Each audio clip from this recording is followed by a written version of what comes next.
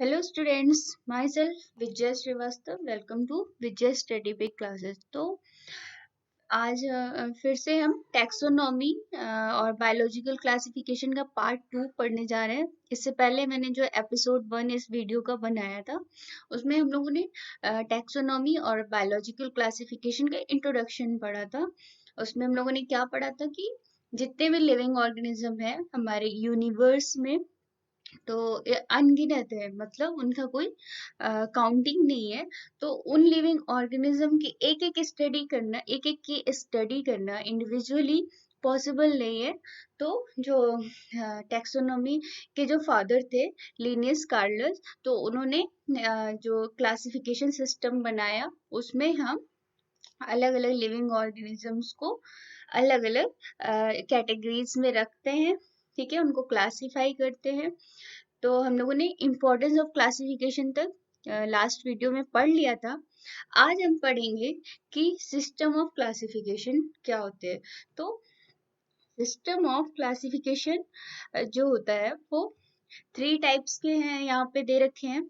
एक होता है artificial system of classification, second natural system of classification and third phylogenetic system of classification. तो सबसे पहले हम समझेंगे कि आर्टिफिशियल सिस्टम ऑफ क्लासिफिकेशन क्या होता है। Only one or two morphological characters for grouping of organism is used: flowering and non-flowering plants, enema and anema, and aerosol classification। ठीक है, इस आर्टिफिशियल सिस्टम ऑफ क्लासिफिकेशन में हम लिविंग ऑर्गेनिजम्स का morphologically classify करते हैं।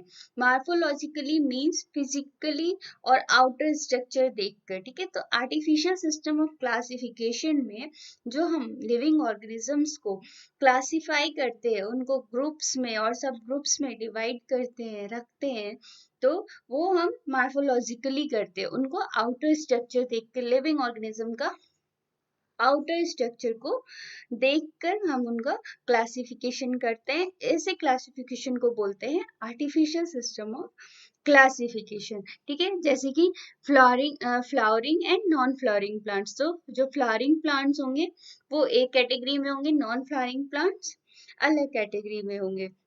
ये जो आर्टिफिशियल सिस्टम ऑफ क्लासिफिकेशन है वो फाइलोजेनेटिक सिस्टम ऑफ क्लासिफिकेशन को भी इन्वॉल्व करता है।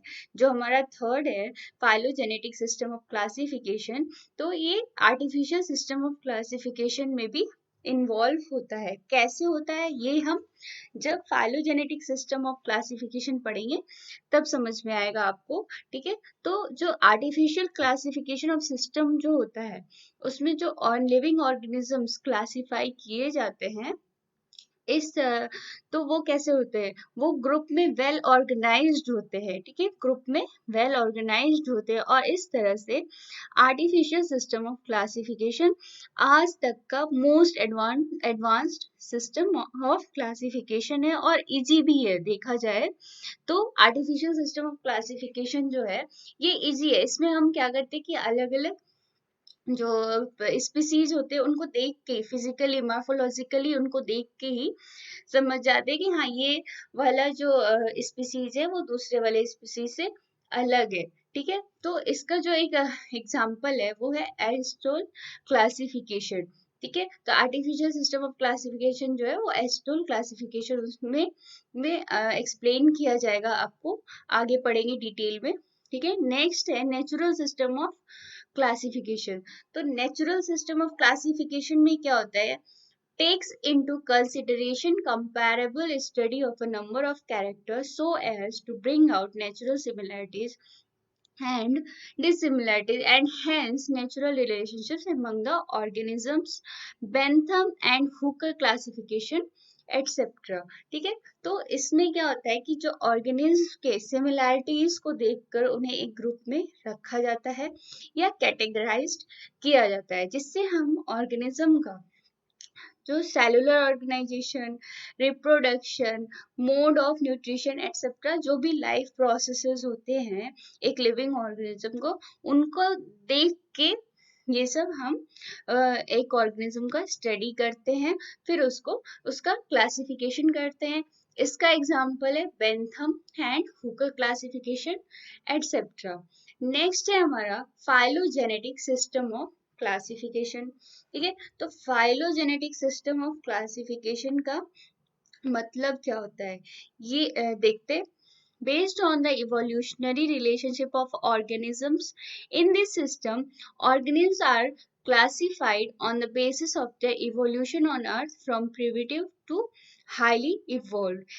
Angular and parental classification, Hutchinson classification, etc. तो फाइलोजेनेटिक जो सिस्टम ऑफ ऑर्गेनिज्म है, इसमें क्या होता है कि हम जो लिविंग ऑर्गेनिज्म का जो क्लासिफिकेशन करते हैं वो इवोल्यूशनरी एंसेस्ट्री के बेस पर करते हैं। अब आप सोचोगे कि इवोल्यूशनरी एंसेस्ट्री क्या होती है, तो इवोल्यूशनरी एंसेस्ट्री का मीनिंग होता है जैसे कि होमोसैपियंस हो गए, ह्यूमन बींग्स हो गए, तो ये पहले कैसे थे, अब हम लोग कैसे हैं दिखने में। तो जैसे जैसे वंश आगे बढ़ता जाता है, वैसे वैसे जनरेशन टू जनरेशन जो विकास होता जाता है, जो डेवलपमेंट होता जाता है, उसको बोलते हैं इवोल्यूशनरी एंसेस्ट्री, या हिंदी में विकासवादी वंश बोलते हैं। ठीक है, तो ऐसे सिस्टम जो फाइलोजेनेटिक सिस्टम ऑफ क्लासिफिकेशन में जो हम लिविंग ऑर्गेनिज्म का क्लासिफिकेशन करते हैं, तो उनके एंसेस्टर्स, उनके इवोल्यूशनरी एंसेस्टर्स को उनसे रिलेट करते हैं, उनका स्टडी करते हैं, फिर उनका क्लासिफिकेशन करते हैं। जिसका एग्जाम्पल आप है Engler and Prantl classification and Hutchinson classification etcetera. तो अभी तक तो हम लोगों ने क्या पढ़ा कि कितने सिस्टम ऑफ क्लासिफिकेशन, मतलब कितने टाइप से हम लिविंग ऑर्गेनिजम्स को क्लासिफाई करते हैं। ठीक है, जिसमें से जो सबसे ज्यादा जो आज तक की जो चलता आ रहा है वो था आर्टिफिशियल सिस्टम ऑफ क्लासिफिकेशन। अब हम क्या करते हैं कि अब हम देखते हैं किंगडम सिस्टम ऑफ क्लासिफिकेशन, मतलब ऐसा क्लासिफिकेशन जो कि किंगडम सिस्टम पर बेस्ड होता है। ठीक है, किंगडम सिस्टम का पे जो क्लासिफिकेशन हम लिविंग ऑर्गेनिज्म को करते हैं, उसमें देखते हैं किंगडम सिस्टम ऑफ क्लासिफिकेशन। तो सबसे पहले जो हमारे पास जो लिविंग ऑर्गेनिज्म थे, उनके टू किंगडम थे। कौन से two kingdom? That is plantae and animalia. ठीक है, तो सबसे पहले जो हम लिविंग ऑर्गेनिजम्स का जो क्लासिफिकेशन करते थे, तो कैसे करते थे, सिर्फ टू किंगडम में करते थे, एक प्लांट किंगडम, एक एनिमल किंगडम। उसके बाद हुआ थ्री किंगडम। थ्री किंगडम में कौन सा? Plant kingdom, protista kingdom and animalia kingdom. ठीक है, उसके बाद थोड़ा सा और डेवलप्ड हुआ क्लासिफिकेशन, सिस्टम ऑफ क्लासिफिकेशन। फिर क्या हुआ कि जो लिविंग ऑर्गेनिजम्स थे उनको पूरे 5 किंगडम में बांटा गया, रखा गया। ठीक है, तो 5 किंगडम कौन से हो गए हमारे पास? Monera, Protista, Fungi, Plantae, Animalia kingdom. ठीक है, तो फाइनली हमारे पास आज की डेट में जो लिविंग ऑर्गेनिजम्स हैं उनके कितने किंगडम है? Monera, Protista, Fungi, Plantae, animalia. और इस लेसन में हम लोग वन बाय वन ये सारे किंगडम की डीप स्टडी करेंगे। सबसे पहले मोनेरा, फिर प्रोटिस्टा, फिर फंगी, फिर प्लांटे किंगडम, फिर एनिमेलिया किंगडम। नेक्स्ट पॉइंट क्या कहता है? In two kingdom system of classification, organisms are grouped on the basis of presence and absence of cell wall as proposed by Linnaeus, father of taxonomy. ठीक है, तो जो ये to kingdom थे हमारे पास, सबसे पहले प्लांटे एंड किंगडम, तो इसमें हम जो ऑर्गेनिज्म का क्लासिफिकेशन करते थे वो किस बेसिस पे करते थे? वो हम सेल वॉल पे क्लासिफिकेशन करते थे। ये देखते थे कि उनमें सेल वॉल प्रेजेंट है या नहीं है। ठीक है, जो कि किसने दिया था? वो दिया था लीनियस ने, फादर ऑफ टैक्सोनॉमी ने। ठीक है, फिर हम बात करते हैं थ्री किंगडम की। Three kingdom systems Haeckel separated unicellular animals, algae and fungi on the basis of lack of tissue differentiation, and new kingdom protista was introduce. ठीक है, तो जब ये प्लांटे एनिमेलिया किंगडम हमारे पास थे, सब दो किंगडम थे स्टार्टिंग में, फिर उसमें हैकल जो थे, हैकल साइंटिस्ट जो थे, उसमें क्या किया उन्होंने कि जो यूनिसेलुलर एनिमल्स थे लाइक एल्गी एंड फंगी, इनको सेपरेट कर दिया। ठीक है, इनको सेपरेट कर दिया on the basis of lack of tissue differentiation. किस बेसिस पे किया कि उनमें जो टिश्यू डिफरेंशिएशन था वो नहीं था, उसकी कमी थी। तो एक तरह से एक नया किंगडम इंट्रोड्यूस हुआ जिसको नाम दिया गया किंगडम प्रोटेस्टा। तो इस तरीके से हमारा ये जो 3 किंगडम मिले, तो इस तरीके से हैकल ने इसको इंट्रोड्यूस किया। तो 3 किंगडम कौन से हो गए हमारे पास? Plantae kingdom, Protista kingdom, Animalia kingdom. अब हमारे पास जब 5 किंगडम फाइनली आए, तो वो उसमें वो कौन लाया, कैसे लाया, देखते हैं।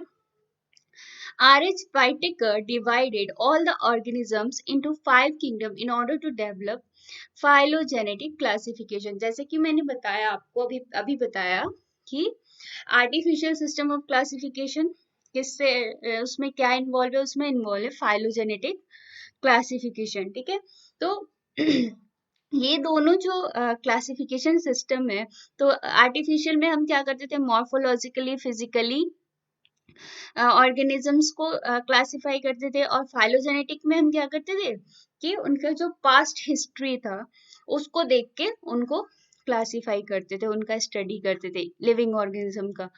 तो R.H. वाइटिकर ने क्या किया कि जितने भी लिविंग ऑर्गेनिज्म थे उनको 5 किंगडम में डिवाइड कर दिया। कौन कौन से? Monera kingdom, protista kingdom, fungi kingdom, Plantae kingdom and animalia kingdom. ठीक है, और किस लिए इसको उसने डेवलप किया? आरजे वाइटिकर ने ऑल लिविंग ऑर्गेनिज्म को 5 किंगडम में डेवलप क्यों किया? उसके पीछे एक रीजन था, टू डेवलप फाइलोजेनेटिक क्लासिफिकेशन, जो कि ज्यादा फेयर लगता है in comparison to natural system of classification.